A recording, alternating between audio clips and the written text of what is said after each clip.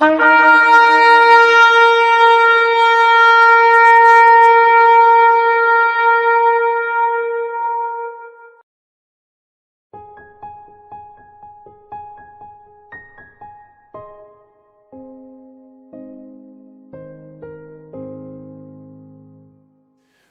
no one will have missed what is happening in Israel.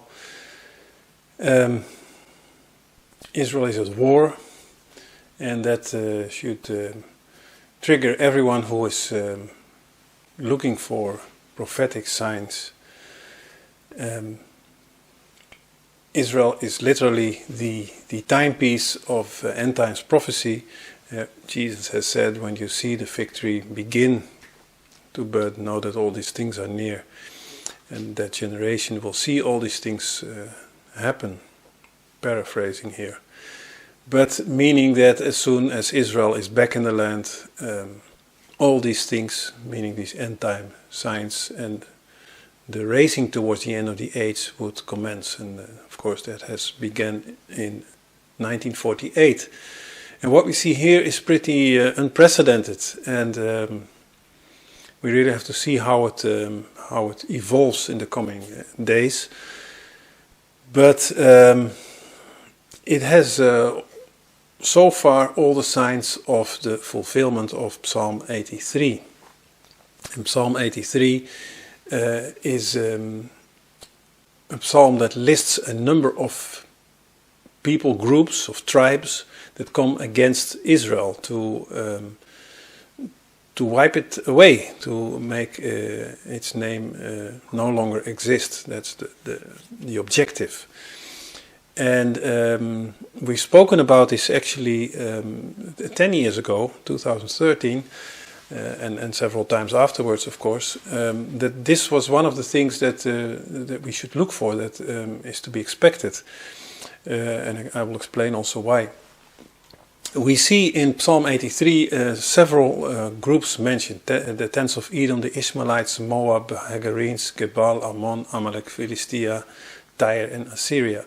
So these are all ancient names, but back then I made this chart where I translated them to modern groups and areas, so that we can get an idea of what it's speaking about.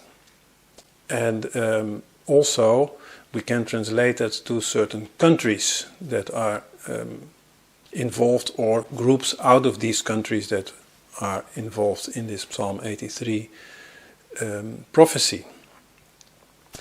And so, thirdly, we can also derive from that some groups that are involved. And of course, we know about Hamas, Hezbollah, the Palestinian Authority, but also we could add Fatah and Islamic Jihad, and maybe some other groups.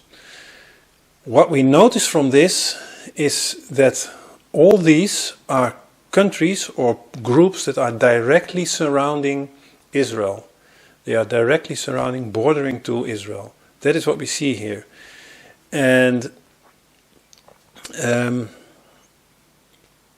that makes it different from other prophecies, like the Gog-Magog war in Ezekiel 38, which concerns nations that do not border directly to Israel.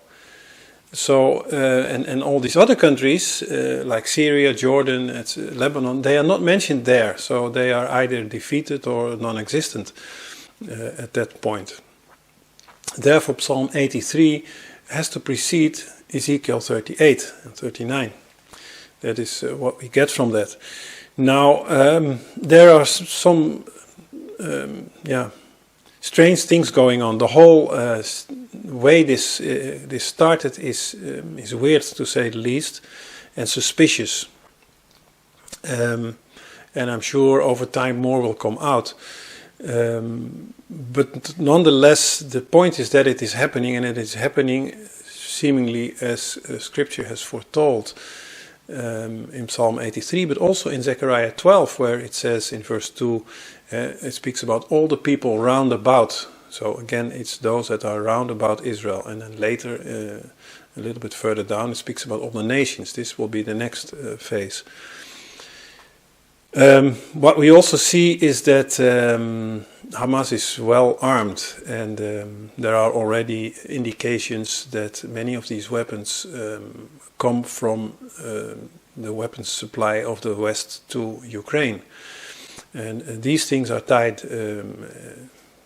clearly. And I've also stated that back in 2014, when the unrest in Ukraine became more prevalent, that this was connected to the Middle East, and it has everything to do with it. So it doesn't stand on its own.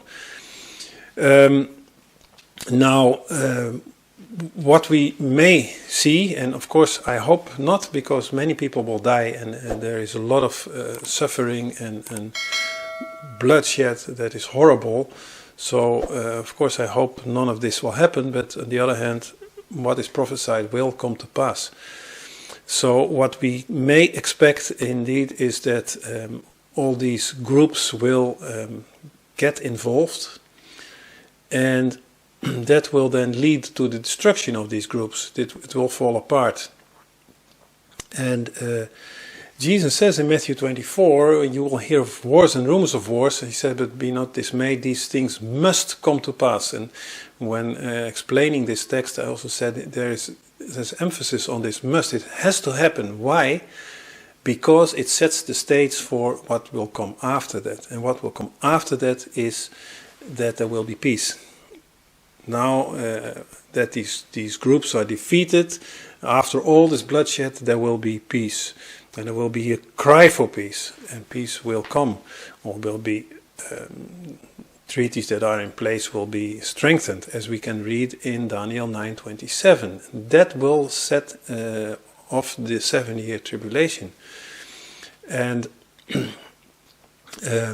when Israel thinks he lives in peace, that's when the Ezekiel 38, the Gog-Magog war, will take place. It's exactly what we read there, when the walls have come down, when she lives without walls and fences.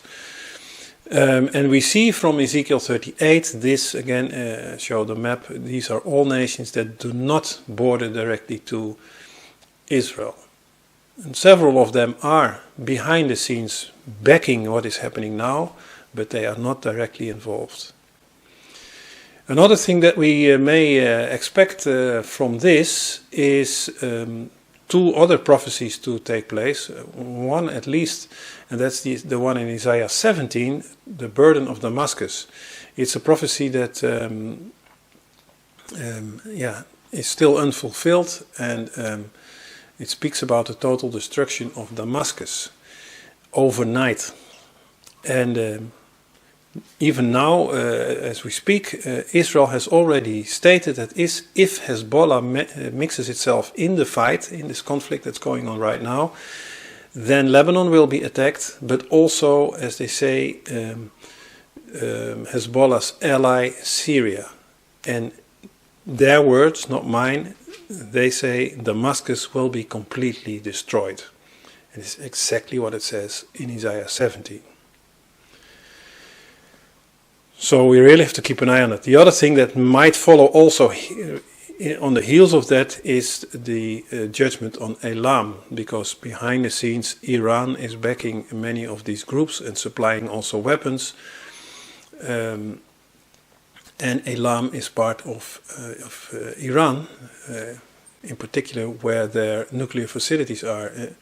And in Isaiah 49 it's called the bow of Elam that will be destroyed, and it will cause a great number of refugees from Iran fleeing to all the nations. And so that's another thing that may be on the horizon. So we really truly see prophecy being fulfilled right before our eyes. And it's not a pretty sight. It's horrible, and it's so much unnecessary bloodshed. And of course the most tragic thing is that many souls die unsaved. But this will bring us to the end of the age. This will bring us very near to this point where we will be redeemed from this earth. As I said, it is connected to Ukraine in different ways and to other conflicts that are going on in Eastern Europe and in other places in the world. The things we see happening in Armenia and Azerbaijan, the things we see happening also in the Far East, of course, with China and Taiwan and other places that are really, it's brewing. It just needs a little push, and this might, apart from the prophecies that we spoke about, Psalm 83, Zechariah 12, Isaiah 17, Isaiah 49, and eventually Ezekiel 38, but I believe that will be in the tribulation after the rapture. But apart from that, this might lead to actually a world war. And again, I've written about it also in this little book, Forget Everything, in 2015, that a world war would really force this complete change in the geopolitical arena, also in the financial arena, and bring about all the changes that the elite who is behind the scenes wants in order to set up the beast system, the fourth kingdom, the fourth beast. We see that while all this is happening, Russia has put its Sarmat missile in combat duty. This is also called the Satan missile, an intercontinental ballistical missile that can have up to 10 nuclear warheads, and according to them is invincible.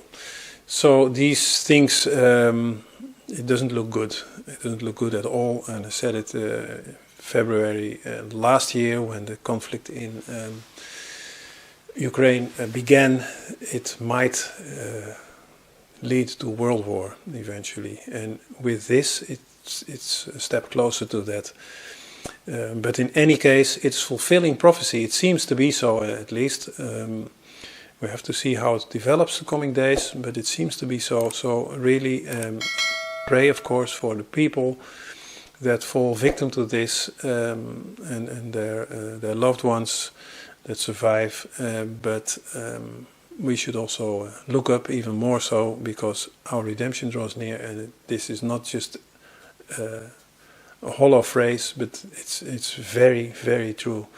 And we'll keep our eyes on all the developments as they happen.